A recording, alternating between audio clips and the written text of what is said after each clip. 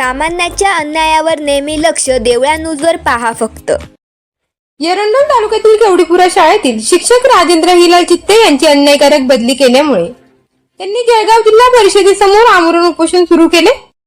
भारती प्रकाश निकम यांचे बदली यादीत नाव असूनही त्यांनी संघटनेची बनावट पत्र आणून बदली रद्द करून राजेंद्र चित्ते शिक्षकावर अन्याय केल्याचे उपोषणकर्ते शिक्षक यांनी सांगितले.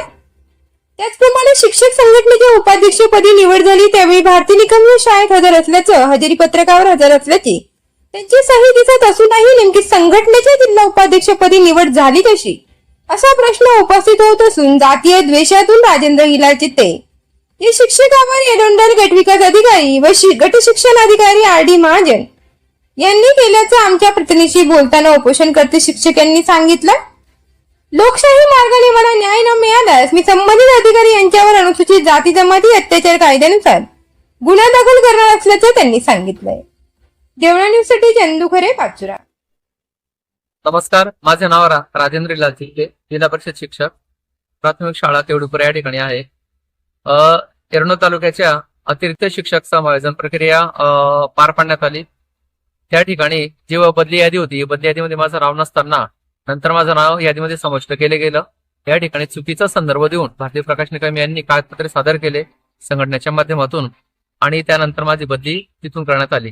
परंतु माझी मागणी अशी आहे की माझी मूळ पदस्थापना माझ्या मूळ शाळेतच व्हायला पाहिजे.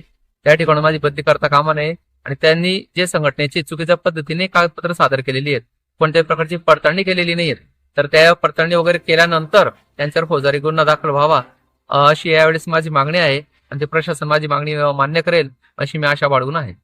म्हणजे संघटनेचं कुठलं पत्र दिलं त्या मॅडमांनी? अखिल जळगाव जिल्हा प्राथमिक शिक्षक संघ या संघटनेत त्यांनी पत्र दिलेले आहे. ही संघटना फक्त नोंदणीकृत आहे. जर यांना संघटनेची सूट पाहिजे असेल तर ती शासन मान्यता प्राप्त संघटना पाहिजे, परंतु ही संघटना शासन मान्यता प्राप्त बनावट असल्याचं आपण कशावरून सांगता?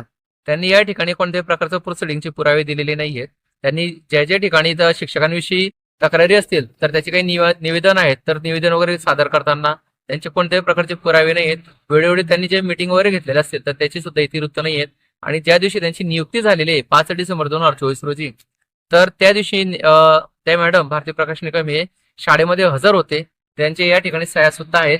ते सह्यांचं पत्रक, ते मास्टरचा फोटो सुद्धा माझ्याजवळ आहे 5 डिसेंबर 2024 रोजी.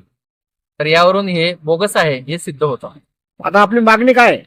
माझी मागणी आहे की माझी पदस्थापना मूळ शाळेवरच व्हायला पाहिजे आणि ज्यांनी हे बोगस कागदपत्रे सादर केलेली आहेत तर त्यांच्यावर फौजदारी गुन्हा दाखल होऊन त्यांच्यावर प्रशासकीय कारवाई प्रसारित करण्यात यावी. असं न झाल्यास आपण काय करणार? माझं या ठिकाणी आमरण उपोषण सुरू राहणार आहे. मी माघार घेणार नाही. याचा पूर्ण न्याय लागल्याशिवाय जो पण असेल तोपर्यंत मी माघार घेणार नाही. आजचा कितवा दिवस आहे आपला? आज माझा उपोषण दुसरा दिवस आहे. माझे अन्नत्याग उपोषण आहे. मी मुदत सुरू राहणार आहे. होणाऱ्या परिणामात जे अधिकारी जबाबदार असतील, जोही काही परिणाम होणार आहे तर या ठिकाणी पूर्णतः जे जबाबदार अधिकारी प्रशासन आहे तर ते राहतील. याची त्यांना जाण आहे, परंतु ते उलट पद्धतीने माझ्यावर दबाव टाकण्याचा प्रयत्न आहे की जेणेकरून उपोषण स्थगित करतील, परंतु मला न्याय मिळाल्याशिवाय मी उपोषण स्थगित करणार. आपला नेमका आरोप कुणावर आहे? कुणीही चुकीची बदली केली? या ठिकाणी महाशय गट शिक्षण अधिकारी सो पंचायत समिती एरंडोल आणि महाशय गट विकास अधिकारी सो पंचायत समिती एरंडोल, तर यांनी चुकीच्या पद्धतीने ते कागदपत्र गृहीत धरले, कुठली पडताळणी केलेली नाहीये. त्याच्यामुळे हा सगळा न्यायनिवाडा होणं गरजेचं आहे. जर त्यांनी त्या क्षणी जर याची पडताळणी केली असती तर आज ही वेळ आलेली नसती.